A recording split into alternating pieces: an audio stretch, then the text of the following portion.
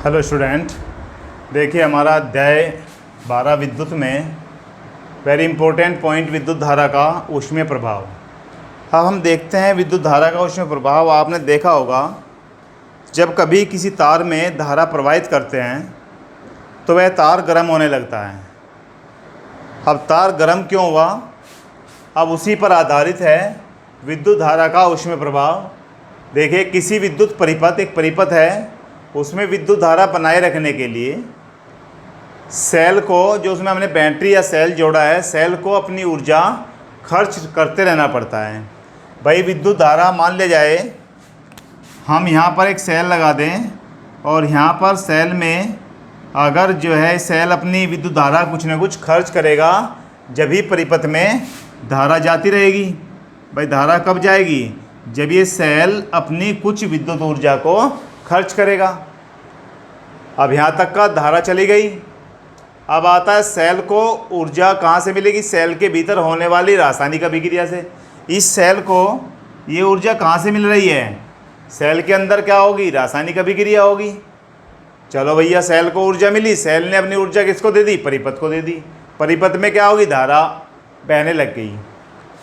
अब धारा बहने लगी तो उसके बाद क्या होगा? विद्युत ऊर्जा का उसमें ऊर्जा, फिर वह विद्युत ऊर्जा, यहाँ से जो विद्युत ऊर्जा चली थी वह विद्युत ऊर्जा किस में बदलेगी?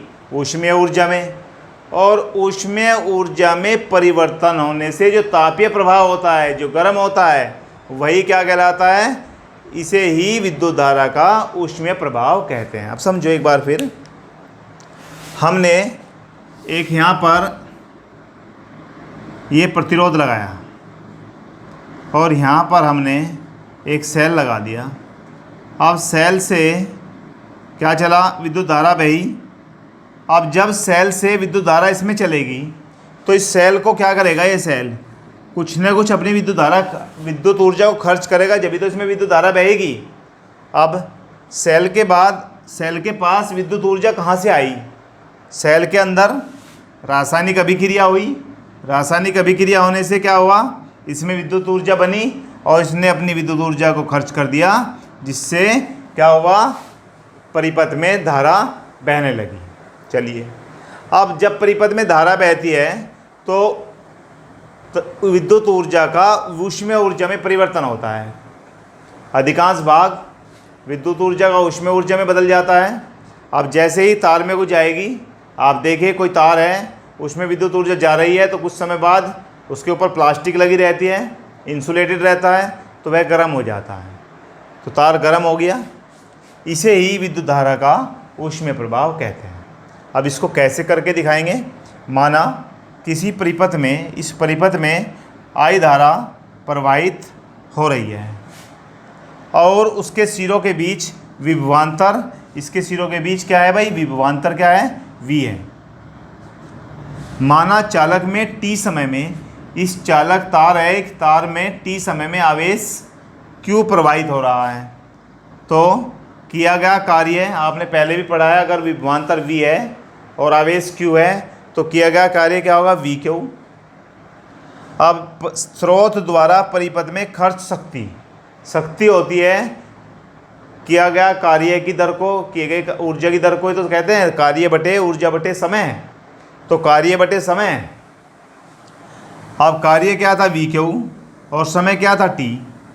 अब हम इसको ऐसे भी लिख सकते हैं, P बराबर V Q बटे T, यानी कि Q बटे T को ब्रैकेट में लिख दिया।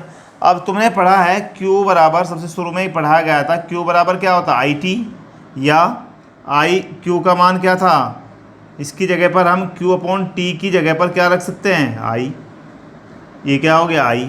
तो मैंने Q अपॉन T के स्थान पर क्या रखा? I।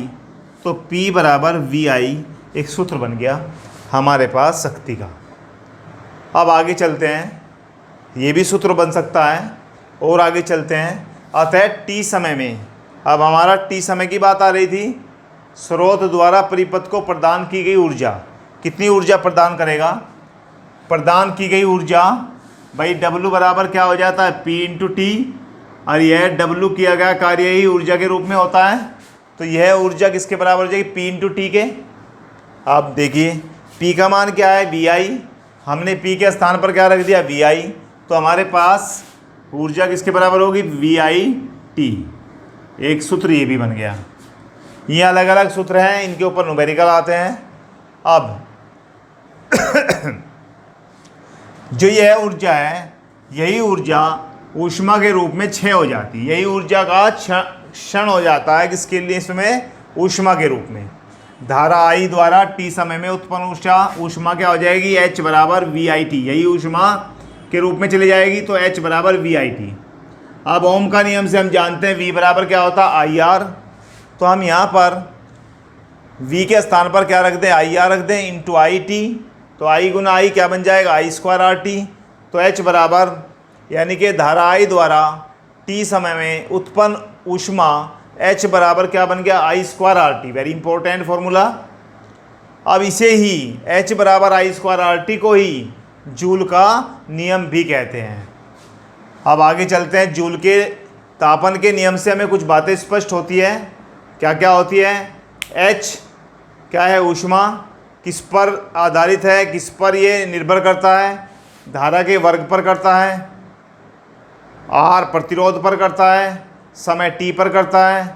इसका मतलब ये हुआ कि ऊष्मा धारा I के वर्ग के अनुक्रमानुपाती होती है। जैसे जैसे धारा I का मान बढ़ेगा वैसे वैसे ऊष्मा का मान भी बढ़ता जाएगा।